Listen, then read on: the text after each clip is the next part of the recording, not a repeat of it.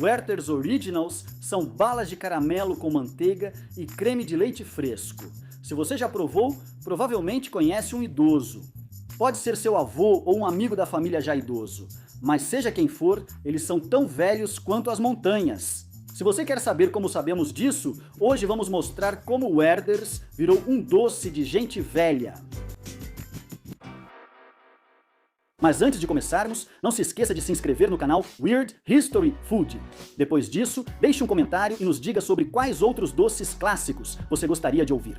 Vamos começar logo para terminarmos enquanto você ainda é jovem.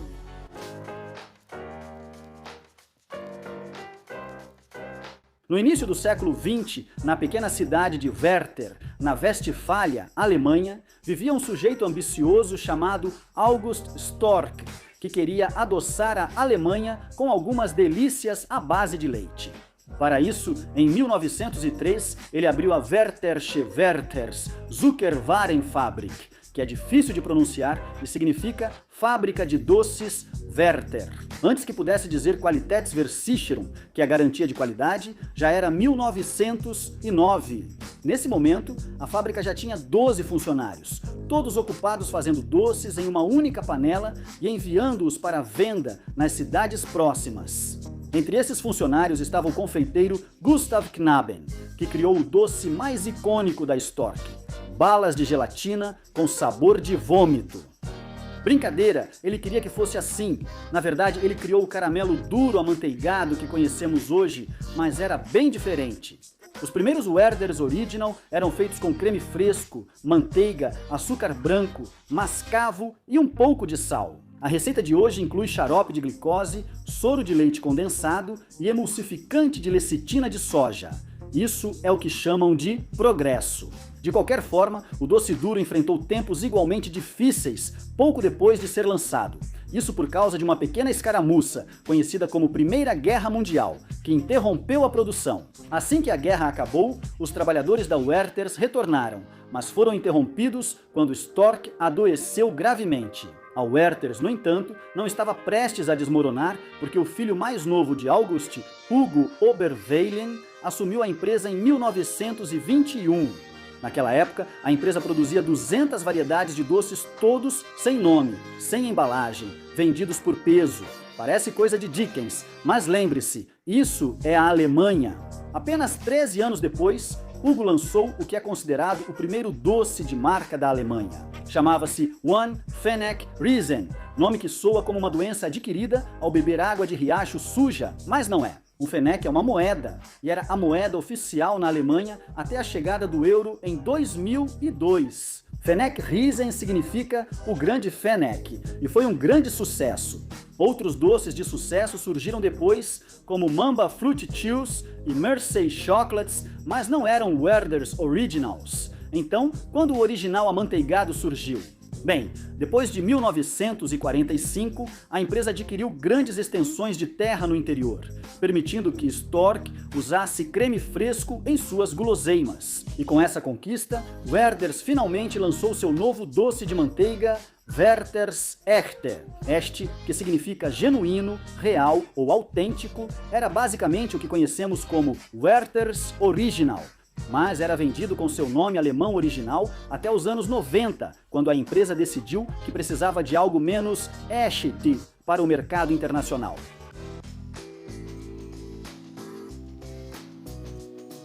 Como marcas como Maserati e Veuve Clicquot, Werther's Original demorou para se firmar localmente antes de chegar aos Estados Unidos. Mas no final dos anos 1970, ela finalmente foi apresentada aos Estados Unidos como um bala dura de cor bege, vindo do país que nos trouxe Hitler e Blutwurst. A maioria dos americanos, no entanto, é sentimental em relação aos seus lanches e extremamente patriota.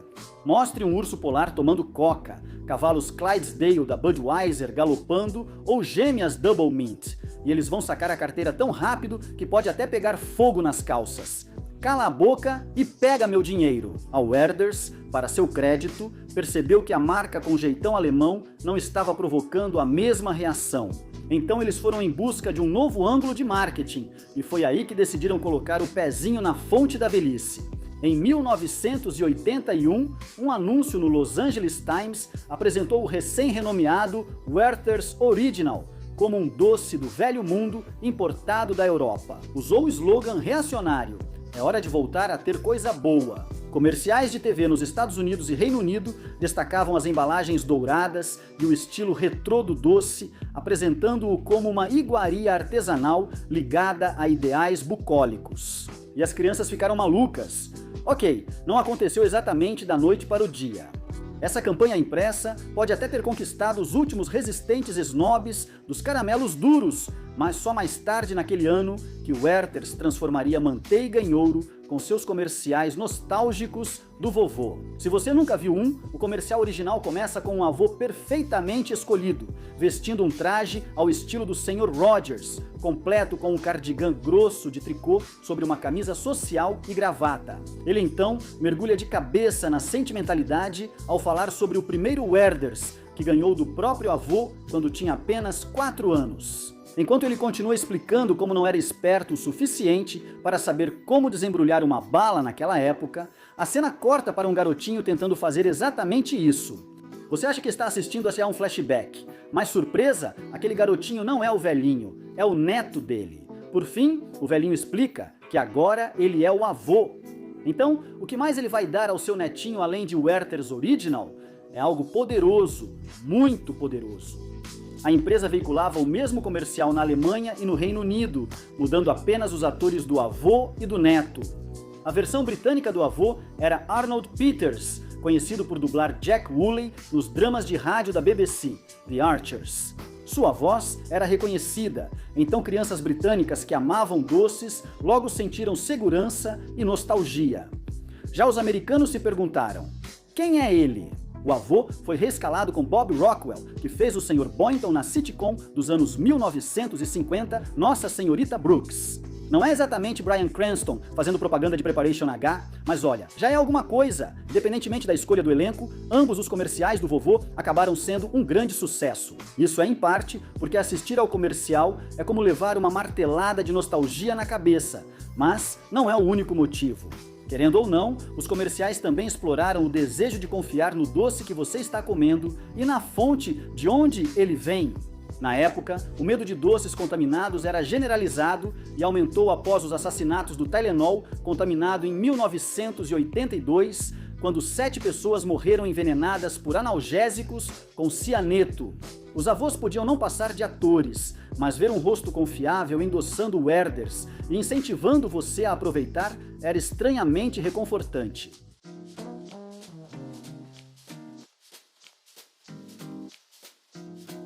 O marketing dos vovôs da TV, relembrando a tradição de Werther's com seus avós, era incrivelmente eficaz, mas também pura balela. Nenhuma tradição assim existiu, pois isso seria praticamente impossível. Antes do fim dos anos 70, Werther's eram vendidos quase só na Alemanha. A menos que aqueles simpáticos vovôs britânicos e americanos tenham vindo da Westfália, eles estão inventando. A Werther's criou essa tradição do zero e funcionou. A América ficou maluca pelos vovôs e a marca teve um grande aumento nas vendas. Então, como você pode imaginar, eles apostaram ainda mais em tudo que era antigo, chegando ao ponto de realizar um concurso de vovô do ano em 1994. Não, eles não fizeram os vovôs lutarem numa arena, embora isso fosse incrível. A filial americana da Stork pediu para que os avós enviassem fotos deles curtindo um momento especial com seus netos, e aquele que fosse considerado o mais especial ganharia $10.000 e uma sessão profissional de fotos em família. Então, $10.040. Enfim, ao longo da década e meia seguinte, a Werther's produziu uma série de novos comerciais com avós, incluindo um em que o neto tinha falas. Essas falas, caso esteja se perguntando, eram sobre quantas marcas de balas de manteiga ele viu na loja. Ele nem se dá o trabalho de citar o nome desses imitadores da Werther's, provavelmente porque está apenas mentindo para fazer o avô se sentir melhor. E a dupla então passa a demonizar qualquer um que não compre balas de manteiga embrulhadas em papel dourado. Outro comercial mostra o vovô fora da poltrona em um parquinho com um velho amigo. E por que não, né? Ele relata ao amigo quase a mesma história da Werther's Original que contou ao neto. Sim, há algo um pouco deprimente em dois velhos que não têm nada melhor para fazer além de relembrar um doce que comeram quando eram crianças. Mas, se isso vende o produto, quem se importa? A Werther's acabou trocando por um avô mais descolado e bonito, que conta exatamente a mesma história. E depois, eles seguiram pelo caminho musical, apresentando uma música original, enquanto um vovô pescador salva seu neto de cair de cara na água. O mais interessante desses comerciais é que foram feitos durante uma praga específica que eliminou temporariamente toda a vida feminina na Terra. Ou pelo menos, é o que presumimos, com base no fato de que não há uma única avó, neta, mãe, tia ou sobrinha em nenhum deles. Isso é curioso, já que o público da Werther's eram mulheres acima de 50 anos. Porém, em marketing, Werther's era um clube de garotos, cuja droga preferida era o doce de manteiga. Tudo estava funcionando perfeitamente, exceto por um pequeno problema. Aqueles comerciais açucarados de amor entre avô e neto estavam tornando a Werther's cafona.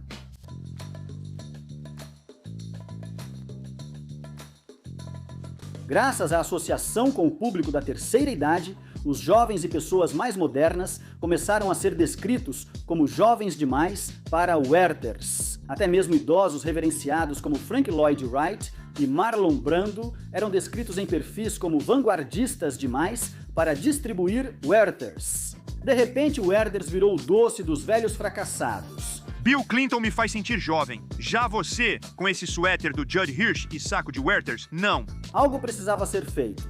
Para se atualizar, o Werther's mudou a publicidade e incluiu mulheres na campanha.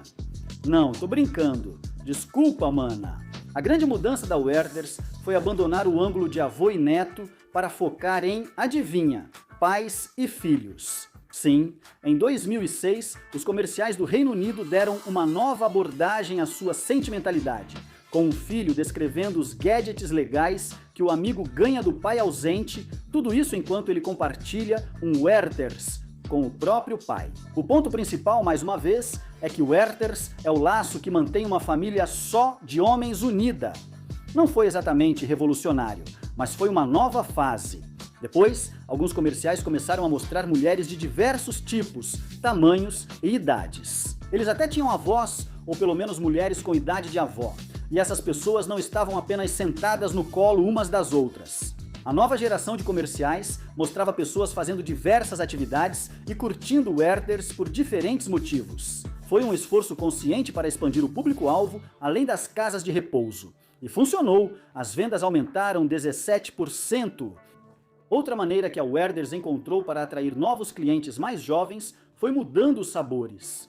Os Werther's não originais, nome não oficial, mas adequado, tinham sabores como maçã com caramelo, café com caramelo, caramelo com chocolate, creme de baunilha, creme de caramelo salgado, creme de canela e, claro, abóbora com especiarias. A Werther's manteve o interesse dos consumidores com edições limitadas de sabores sazonais e de feriados, como creme de maple, pão de gengibre e eclair de maple. E não parou aí. Eles adicionaram versões cobertas com chocolate, recheadas com creme, macias e sem açúcar. Eles até lançaram pipoca de caramelo Werther's e pipoca de caramelo salgado. E se você estiver com vontade de algo internacional, sempre pode ir para a Alemanha. Não a verdadeira, mas a do Epcot da Disney, onde a Werther's opera uma loja permanente de caramelo chamada Karamelkuchel desde 2010. Lá você pode pegar um saco de pipoca de caramelo com mel quente da Werther's. Que esplêndido! Hoje, Werther's continua sendo a marca internacional mais valiosa para sua empresa-mãe, ultrapassando 100 milhões de dólares em vendas anuais pela primeira vez em 2021. E se foram os dias dos comerciais, com o velhinho falando sobre os velhos tempos, porque agora Werther's está viralizando. Não se preocupe, vovô, não é contagioso. Estamos falando da campanha Where Do You Werther's, que mostra um espectro diverso de pessoas aproveitando o Werther's em diferentes ambientes e situações. Acontece que as pessoas wertherizaram em todo lugar e a campanha levou a um aumento de 10% nos compradores. Os anúncios foram até indicados ao Shorty Awards, que é como o Oscar das mídias digitais e sociais. Todos esses esforços tornaram o Werther's tão chique que agora você pode até vestir o Werther's. Isso mesmo, Werther's lançou uma edição limitada de jeans, que vem equipada com 30 pequenos bolsos, cada um comportando exatamente um Werther's. É um sonho realizado para um fã de Werther's e um pesadelo prestes a acontecer para quem tiver que lavar essa calça. Para ter uma ideia de como isso funcionou, dê uma olhada na campanha de 2023, Um Pouquinho de Calor, que foi um esforço multiplataforma para incentivar os fãs do doce a experimentarem o Werther's como ingrediente em receitas personalizadas e conteúdos exclusivos. Apesar de parecer um desafio ruim, a campanha alcançou 96% de reconhecimento da marca e 53% daqueles que se lembraram da campanha realmente compraram o Werther's. A campanha pode não mostrar um garoto sorrindo ao tentar desembrulhar um doce para seu avô adorador em um quarto abafado e vazio, mas os novos anúncios tratam dos mesmos temas familiares. E é provavelmente por isso que, em 2018, Werther's foi eleita a marca feliz mais querida da Alemanha, à frente de Ferrero, Haribo e Mars. Parece que é possível ensinar truques novos a um cachorro velho. Os centenários foram aposentados como protagonistas dos comerciais da Werther's? Provavelmente, já que a Werther's agora foca em pessoas diversas, aproveitando o doce ao longo do dia, sozinhas ou acompanhadas. O lance do avô e do neto, mesmo eficaz, já deu o que tinha que dar. Mas os temas gerais de família, tradições, nostalgia e avós invisíveis, isso é ouro puro no marketing. Pelo menos tão dourado quanto a embalagem de um Werther's. E você, o que acha? Você já ganhou balas Werther's Original de algum avô ou avó? Conta nos comentários e confira outros vídeos do Weird History Food.